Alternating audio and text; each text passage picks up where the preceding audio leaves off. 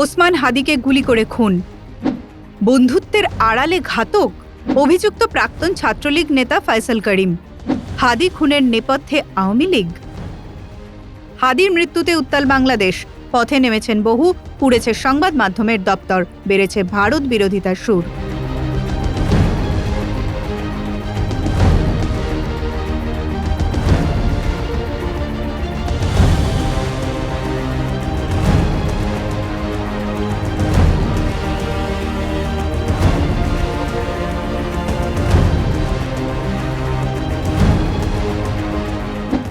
কিন্তু খুন করলো কে?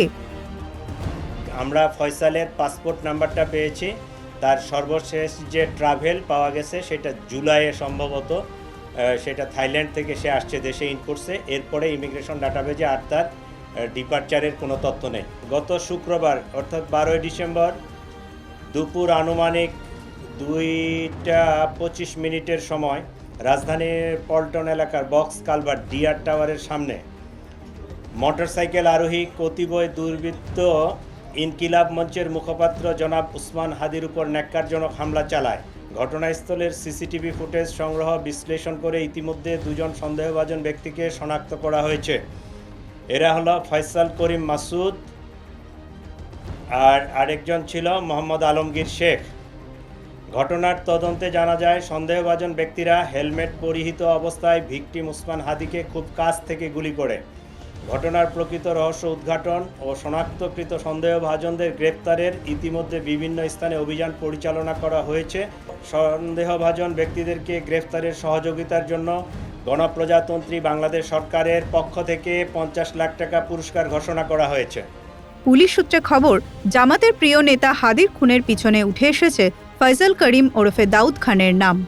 শোনা যাচ্ছে ফয়সাল করিম বর্তমানে বাংলাদেশে নিষিদ্ধ আওয়ামী লীগের ছাত্র সংগঠন ছাত্রলীগের নেতা ছিলেন। 2019 সালে ঘোষিত কেন্দ্রীয় ছাত্রলীগের পূর্ণাঙ্গ কমিটিতেও সদস্য ছিলেন তিনি। বিভিন্ন সংবাদ মাধ্যমের দাবি, এই ফয়সাল করিম এবং হাদি একে অপরের পরিচিত। হাদির প্রতিষ্ঠিত ইনকিলাব কালচারাল সেন্টারে তাদের একসঙ্গে অনেক ছবিও পাওয়া গিয়েছে বলে দাবি। ঢাকা পুলিশ সূত্রে খবর, পল্টনের বক্স কালভার্ট রোডে মোটরসাইকেলে এসে ওসমান হাদিকে লক্ষ্য করে গুলি ছোড়ে এক আততায়ী। সিসিটিভি ফুটেজ বিশ্লেষণ করে পুলিশ নিশ্চিত করেছে যে হেলমেট পরা ওই ব্যক্তি ফয়সাল করিম ওরফে দাউদ খান। ফয়সালের হাতের ঘড়ি দেখেও খানিকটা নিশ্চিত হয়েছে পুলিশ। হাদির পূর্ব পরিচিত হওয়ায় টের পাননি মৃত নেতা। ফয়সালের বিরুদ্ধে মামলা হয়েছিল আগেও, একাধিক অপরাধের অভিযোগ রয়েছে। কিন্তু সব মিলিয়ে প্রশ্ন উঠছে অন্যত্র, আওয়ামী লীগের প্রভাব না থাকলেও কিভাবে এত সাহস পেলেন তিনি? নাকি পুরোটাই মিথ্যা রটনা? এমন প্রশ্নও তুলছেন কেউ কেউ। Bureau report, সংবাদপ্রতিদিন.in। ফলো করুন সংবাদ প্রতিদিন ডিজিটাল।